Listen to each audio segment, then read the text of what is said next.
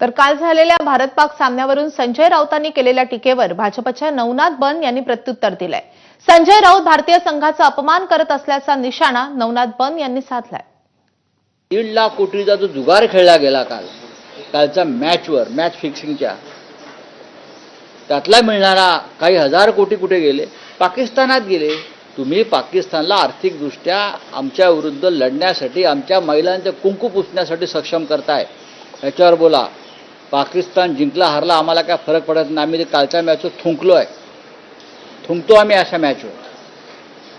26 महिलांचं कुंकू उजाड करून त्यांच्याशी तुम्ही क्रिकेट खेळताय, लाजा वाटत नाही का तुम्हाला?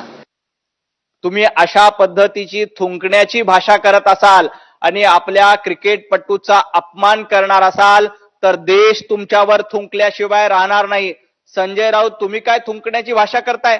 आपल्या पराक्रमी क्रिकेटपटूंनी आपल्या कर्तृत्वाच्या जोरावर पाकिस्तानला पराभूत केलं, पाकिस्तानला धूळ चारली। अशा क्रिकेटपटूंचा तुम्ही अपमान करताय।